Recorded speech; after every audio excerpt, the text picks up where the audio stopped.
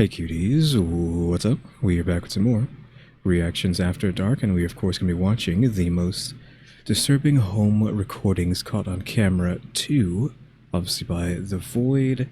The first of this series of videos actually has a different name, so if you're confused, it's just like I forget what it's called, but we have seen the first one of this series from them, like watched it in December, I think December 15th.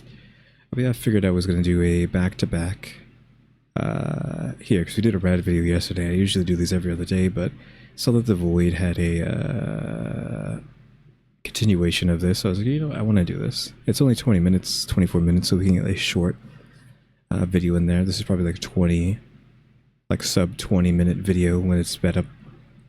How we usually have them sped up.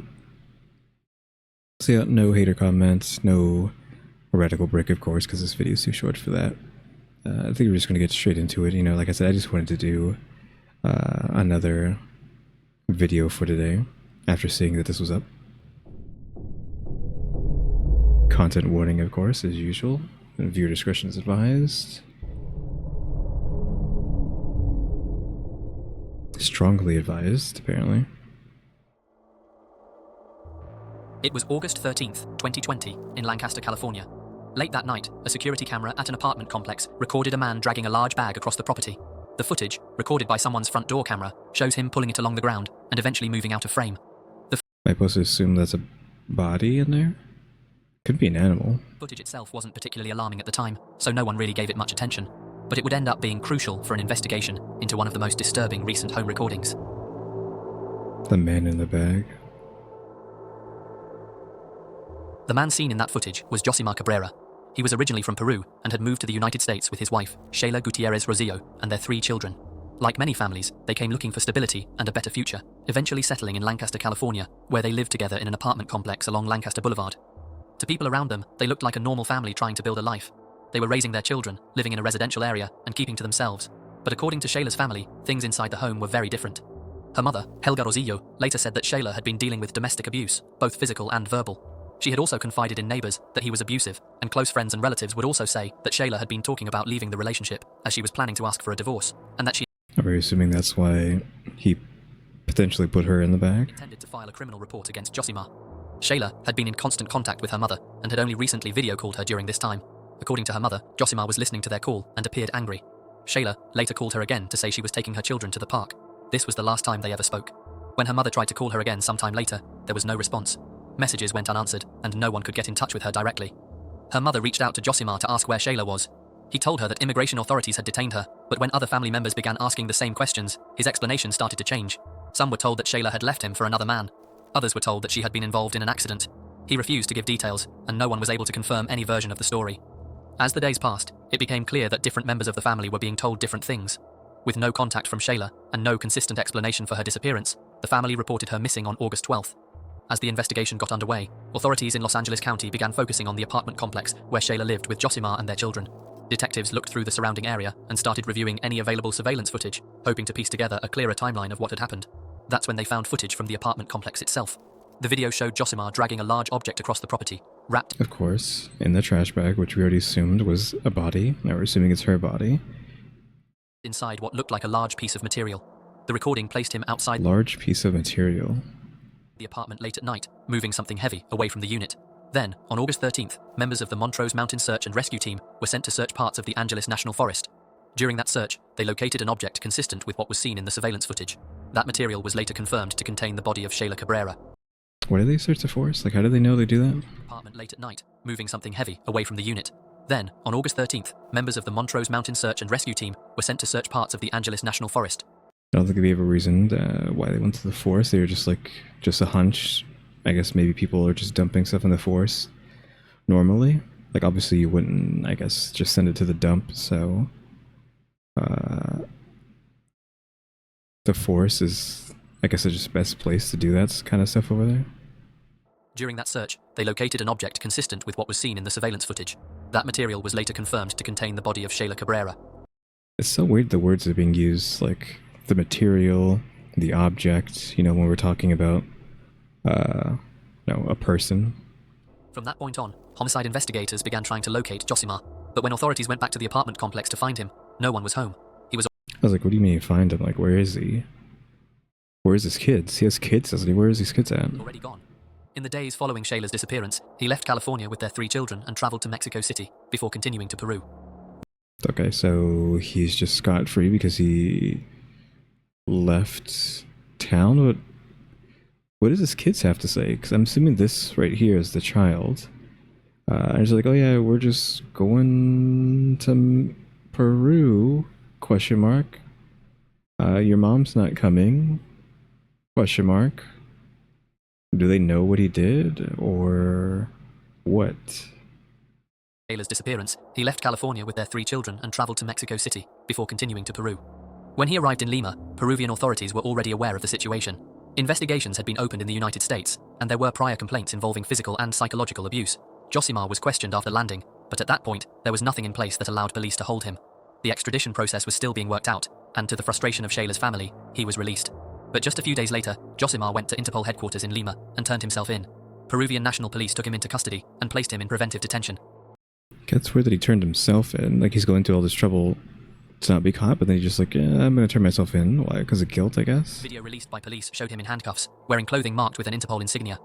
Around the same time, authorities confirmed that the couple's 3 children had been located in Peru on August 16th and were taken into protective custody. In December, Josimar was flown back to the United States. He arrived at Los Angeles International Airport, where he was taken into custody and booked on suspicion of murder. Prosecutors... Suspicion of murder? We still don't know that he murdered them? Despite carrying a trash bag with a body in it on, like a Ring camera, and then that bag being seen out in the forest, being found in the forest, I should say, and it's just suspicion. I guess because he hasn't technically been found guilty in a court of law or whatever, but still. Alleged that on August 10th, inside their apartment in Lancaster, he killed his wife with a knife before disposing of her body and fleeing the country with their children. If Josimar is convicted on all charges, he faces a maximum sentence of 26 years to life in state. Didn't this happen 6 years ago? Like, he still hasn't been charged? As of early 2026, the case remains in the pre-trial phase, with evidence being prepared ahead of court proceedings. Pre-trial. 6 years later, still hasn't gone to trial. That evidence includes the surveillance footage from the apartment complex. The couple's 3 children were later reunited with Shayla's family in Southern California. Her mother, Helga Rachillo, has spoken publicly about the case, saying her focus has been on seeking justice for her daughter and ensuring the safety of her grandchildren. The family have also been asking for Shayla's body to be returned to Peru so she can be buried there. As of now, that process is still ongoing. It's a disturbing piece of footage, there's no question about that. But what I think is even more unsettling is how easily this case could have gone on for much longer, or possibly even stalled completely, if that recording hadn't existed. When you really think about it, that video ended up being the most compelling piece of evidence investigators had early on. Yeah, was there a Ring camera, or was it someone else's Ring camera? Because then it's like, like how would you put it? The thing you're using for your own security, like to not have crimes done to you, actually exposed your crime. It placed him at the scene and showed the same material that Shayla was eventually found wrapped in. Without that, the word material, it's so weird. Yeah, the trash bag, but the use of the word material in this segment is just weird to me. clip, this could have been another case built entirely on conflicting stories and missing time, and no one watching it then could have known that this single piece of footage would later become one of the most disturbing home recordings tied to the case.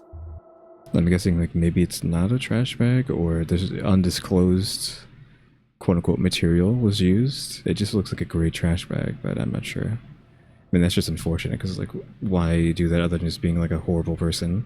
You're already abusing her, and then she's gonna divorce you, so she's like, oh, let me just kill her. And then run away, but then turn yourself in? That's... What was the point of going to all the rigmarole of all that to just be like, okay, I'm gonna turn myself in now? You shouldn't have not killed her from the get-go. You just should have not done it. It was April 19th, 2023, in Burley, Idaho. On a quiet residential street on a Wednesday morning, security footage from inside a family home recorded an unknown man lingering outside the front door. He can be seen standing there for several moments, just out of sight of anyone inside the house, and waiting for the right moment. What the family didn't realize at the time was that, shortly after, he'd managed to sneak inside and was planning something incredibly disturbing. Is that a dog just like not doing its job? I mean, he looks small, so that's not much you can really do. Also, this is the intruder. Like, it There's looked like there's something in his hand, but I think it's just his clothes. a lot of information about the man in the recording, but he was later identified as Brian Vergara. He was 28 years old and lived in Burley, Idaho. Was 28 years old. While Kiana Mae Greener Gibson, the mother of the family, was in the bedroom, she heard the dogs suddenly start barking. It caught her attention, but this was a common occurrence. The dogs often reacted when someone approached the front door, whether it was a delivery driver or someone passing close to the house, and with her focus on her newborn, she didn't think much more about it and stayed where she was. What she didn't know at the time was that outside the front door, a man was lingering. The footage would later show him moving around the entrance while holding a large kitchen knife, pausing near the door before eventually making his way inside. Okay, so he did have a knife. I thought it was just like something hanging off his clothes, so there was something in his hand potentially. The interior cameras then captured him entering the home, triggering an immediate reaction from the dogs, whose How did he get in though? Like, just looks like he just waltzed in. barking grew louder as he stepped into the living room. The man bends down toward Kiana's daughter, speaking to her as the dogs continue barking from their cages, their noise filling the room without anyone else responding. He can be seen patting the little girl on the head before lifting her up. For around 15 seconds, he holds her while the dogs continue barking, before setting. Why is this girl just being like, yeah, sure, let me just be held by this man I don't know? Like, what did he say to allow her to do that? I was like, oh, is he gonna kidnap her? Is that what he's doing? At first I thought he was gonna set the house on fire, but because there's people in here, he's interacting with them as if he's not doing something bad. He's gonna kidnap now? Setting her back down on the floor. Moments later, he turns and walks out of the house, leaving the same way he entered. Kiana only became aware that anything was wrong much later, when she received a message from her husband, who was working away from home at the time, asking about a man he had seen standing outside the house on their security cameras. Confused by what he meant, she opened the real Lincoln Ring footage from inside and outside the home to see what he was talking about. What she saw made it clear that someone had been inside the house, and that her... Yeah, it's kind of crazy that you were just like, not like writing off, but for lack of a better way, or I mean, not even lack of a better word, it is that, like, you're writing off your dogs like freaking out because it's just something they do. You know, boy that cried wolf, the dog that cried intruder. But this time, actually, someone literally weaseled away into your house, literally grabbed your daughter, held them, and then just left. Because like, oh, that could have been so much worse. They could have kidnapped her, they could have killed her in the house and then left, and you would have not known, because it's just, well, maybe if she would have screamed, but it's like, it's kind of like, oof. I wonder what's going to happen to their relationship, right? Well, I mean, there's still like half the video left, so maybe it gets worse, but because is he going to get mad? Like, is her husband going to get mad that she wasn't attentive enough to not know that a man had entered into the house and had access to their daughter? Question mark? I don't know. Her daughter had been alone with him, without her ever knowing it was happening. I mean, they have a newborn, so it could be like, oh yeah, you had to take care of the newborn, so it's okay that you weren't paying too much of attention. Like, it's fine. It's understandable, I guess is the word I'm looking for, but... We don't know what his intentions were with Kiana's daughter, as there's no statement from him that explains why he entered the house, or why I mean, he had a knife, so... he picked her up. But after finding out what he did following this break-in, we can only assume the worst. Later that same morning, at around 10:30 a.m., Vergara entered another home nearby. According to court documents, he raped a 68-year-old woman inside that house. What? A 68-year-old woman? After that, he went into a third home, where he verbally threatened to kill a woman before leaving the property. Law enforcement were alerted, and began searching the area. Just over an hour later, at around 11:40 a.m., Vergara was located hiding on a nearby property, not far from the scene of the second break-in. After his arrest, Vergara was taken to the Cassia County Jail. While in custody, he continued to act aggressively. According to the affidavit, he repeatedly disobeyed orders from detention staff, at one point biting a deputy's hand and grabbing for another deputy's taser. What's wrong with this guy? Again, it's so lucky that he just like, you know what, I'm just going to come in this house, coddle this child for a second and then leave and not do anything bad. Like, maybe no, because she's a child. He was like, I'm not going to do anything to a child. Question mark. But then proceeds to assault a elderly woman. Like, what? Officers were able to restrain him before he was able to use it. At a court hearing held shortly after his arrest, Vergara's attorney asked the court for a psychological examination to determine whether he was competent to stand trial. His attorney told the judge that based on his own conversations with Vergara, as well as conversations with Vergara's family members, it was clear that he needed to be evaluated by a mental health professional. In late 2025, Vergara pleaded guilty in Cassia County District Court as part of a plea agreement. He admitted to charges of rape and second-degree kidnapping. Under the terms of that agreement, he faced a potential sentence ranging from 25 years to life in prison. What is second-degree kidnapping? What does that mean? Because I'm assuming they're talking about the child, but second degree is all you have to do is go into someone's house, lift their child up, and then put them back down, and then leave, and that's second-degree kidnapping? I know it sounds like I'm saying, like, how could they make that like such an egregious sentencing? But I'm just asking, like, is that actually all it takes to get kidnapping, is to pick up another person's child in their house, but then like not even actually take them, just to pick them up and then put them back down and leave? You know, I just like literally just want to know, is that what second degree kidnapping means? Not necessarily what it means, but that falls under the wheelhouse of second degree kidnapping. Otherwise, I don't know what they're talking about. The agreement also required him to undergo a comprehensive psychological evaluation before sentencing, which was scheduled for January 12, 2026. Was scheduled. That sentence Again, was passed, 28. but I've been unable to find any official public updates confirming his final sentence. The most recent record I was able to find was a Cassia County jail roster dated January 20th, 2026, which lists Brian Vergara as incarcerated. As disturbing as everything that followed clearly was, there's still something unsettling about what happened inside that first house, and the fact that it never fully makes sense. Whatever he went on to do later that morning was horrific, but that initial encounter stands out because of how abruptly it ended. Kiana never realized he was inside the home. He wasn't confronted, and nothing forced him to leave. He picked her daughter up, stood there briefly, and then walked away, leaving her exactly where she was.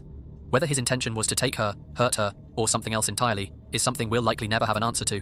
Since then, Kiana has said she no longer leaves her home unlocked, even when she and her family are inside. And Wait, so she was making the conscious decision to leave her house unlocked? Is this Canada? I don't think this is in Canada, because that's like a, I don't know if it's a stereotype or whatever, but like it's supposed to be so safe that Canadians just leave the door open because they don't care. That was a thing, right? A stereotype. But what in God's name do you mean that you don't leave your door open? You have a child who could finagle that doorknob. As a professional child escape artist, I should know. If you have not watched any video where I talk about this, well, have I talked about this actually? I don't know if I have. No, I definitely have. I have broken out of the house as like a 5-year-old, 4 or 5-year-olds, many a time, premeditated, even though a child shouldn't even be able to have premeditated thoughts. But like literally wait for dad to fall asleep, know where he leaves his keys, get a step stool or something to get into a drawer that has keys, get keys, open door, and leave.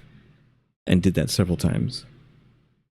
So that's someone having to actually get keys, you know, like there's a whole setup there, you know, waiting for parental figure to fall asleep, knowing where they leave the keys ahead of time, getting to the keys, then knowing how to use them to open the door, which a door should have like several locks and a deadbolt or whatever, and then getting outside and then running away, right? She is just leaving the door open. All the kid has to do is walk up to it and turn the knob and get out there. No premeditation required. It's just like, oh, let me see if I can get outside. Spin knob, oh, it's open, let me go.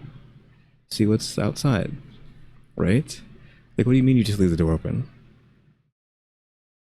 And you said you have a newborn. Why are you leaving the door open with a newborn? Like, what? This is, like, way even worse than initially thought. Because, like, okay, this was almost like you... Like, I don't want to say it like that. It's, like, a good thing, like, nothing bad did happen. It's... Again, I feel like this guy is just... You know, he might be out of his mind. But he's like, oh, here's a kid. Here's, I don't know, a cute kid or something. It's like, I'm just going to leave. Right? I'm not going to hurt a kid. Question mark. Like, maybe that was a decent, like, there's some decency in him, and like she got lucky and got the guy who doesn't want to hurt kids. Now, since again he assaulted an elderly woman and then threatened to kill another, but again, what the heck do you mean you're not going to leave your door open anymore? I need to hear this again. Since then, Kiana has said she no longer leaves her home unlocked, even when she No longer leaves her home unlocked. Why were you leaving your home unlocked to begin with? Again, I'm not going to go into it any more of that. But as a professional child escape artist, what do you mean that you left your door unlocked on purpose? Because again, as someone who is 4 or 5 could break out of the house with a plan, that means other children should be capable of the same, and yet you just let them skip all those steps. Like, there are so many steps there that you could get caught. Like, a child could get caught and you could stop them from leaving, and yet you just removed all the steps, just leave the door open for them to leave, to run away. Question mark. So I don't know. At least she just doesn't leave the door open anymore. But like, what do you? I'm just stuck on that so much. I'm hung up on that. she and her family are inside, and she's Lock your house.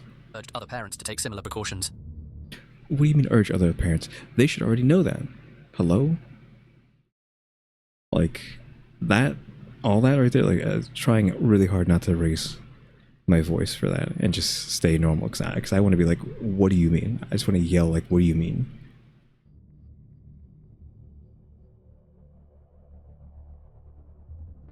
Most mornings followed the same routine inside a home in Farmington Hills, Michigan. Alarms went off at the same time, the day moved quickly, and by around 6:30 a.m., the house was usually empty as everyone headed out the door. But on the morning of August 21st, 2017, that routine broke. Nada Houranier, the mother of the family, never came downstairs. When someone went looking for her, they noticed an open second-story window in a guest bedroom, with a ladder and cleaning supplies positioned nearby. It's called The Shadow. I don't know if he's going to show that later. Oh, is this... The whole last story, I think, is this shadow story. Outside, on the patio below, Nada was lying motionless. At first, it looked like a tragic accident, but as investigators began to take a closer look, that explanation started to unravel, and what initially appeared to be a household mishap would become something far more disturbing. Okay, The Shadow. Nada Houranier was 35 years old and a mother of 3. She was originally from Syria, where she met her future husband, Bassel Al-Tantawi. They married, That guy looks like he's 100 years old compared to her. and a mother of 3. She was originally from Syria, where she met her future husband, Bassel Al-Tantawi. They married young and eventually moved to the United States together, both deeply religious at the time, with Bassel going on to open his own urgent care clinic, while Nada... It says they moved here young, so they both were young. He looks like he's 50. Honestly. And I'm kind of like iffy with ages after a certain point. I don't know. It says she's 30-something. Was 30-something. He looks like he's in his 50s. stayed home to raise their children. Friends remembered her as warm and energetic, and someone who was easy to be around and quick to smile.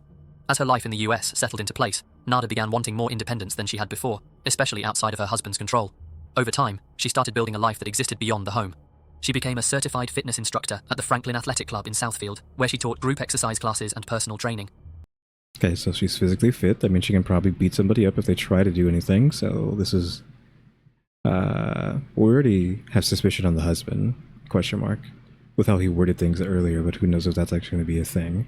But yeah, she's physically fit, so she could probably, like, scrap a bit if she's being attacked. Around that same period, she stopped wearing her hijab, a decision that reportedly caused tension in her marriage. Okay, and it might be that. That may be the reason why this happened. According to her daughter, Aya Al-Tantawi, arguments between her parents became more intense, and about a year and a half before Nada's death, one of those arguments escalated into a physical altercation. Police were called, and Bassel was charged with domestic violence, later pleading no contest. After that, the marriage continued to deteriorate. Nada and Bassel began separating, and she was preparing to move on with her life. Court records show they were in the middle of a contentious divorce at the time of her death, and Bassel was no longer living in the family home. Her daughter also later claimed that Nada had begun dating someone she met at the gym, which only added to the strain between her and her husband.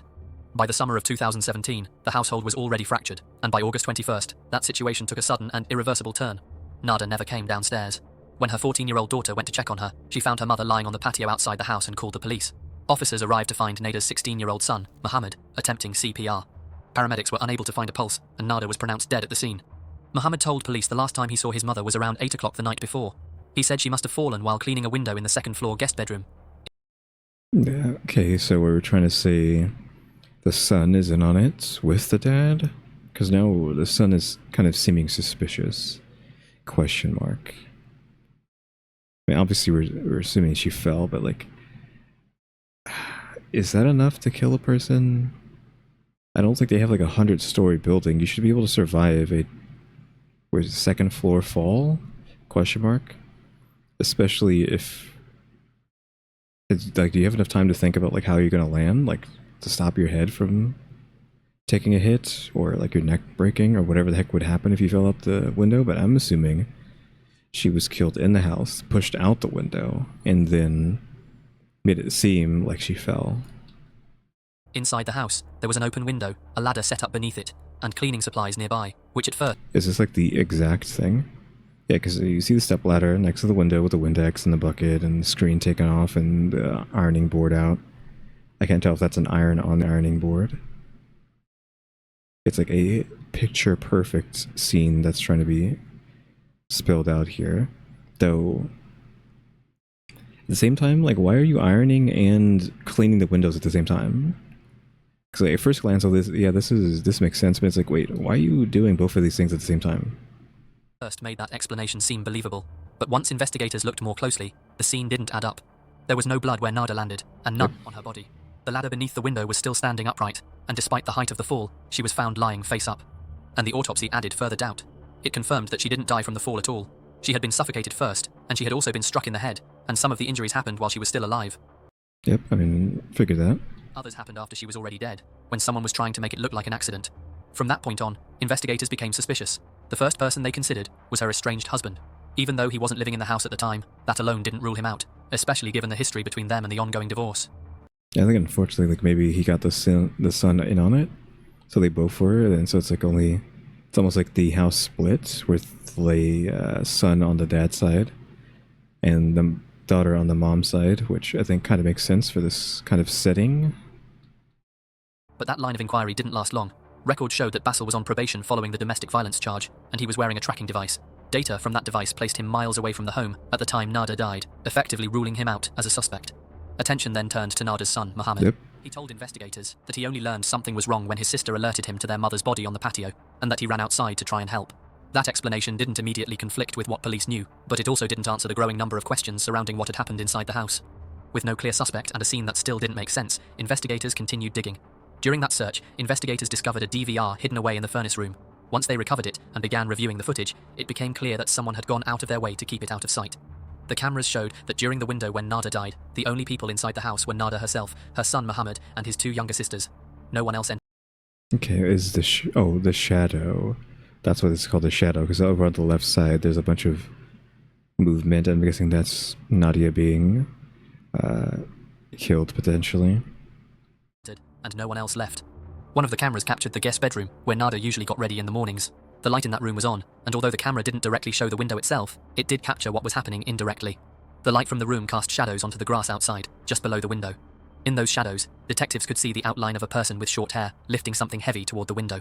Moments later, Nada's body can be seen falling to the ground below. The person seen in the footage was Mohammed. When police told him about the surveillance footage, his story changed. At first, he said he'd been helping his mum clean, and that he saw her fall from the window. Later, he said he'd been holding the ladder when it happened. He also told investigators he looked out the window, then said he didn't want to believe what he was seeing. According to that account, he went back inside, took a shower, and went back to bed. Less than a week after Nada's death, Mohammed was unsurprisingly arrested and charged in connection with her murder. Of course. By the time the case reached trial, much of the focus had shifted to what could and couldn't be said in court.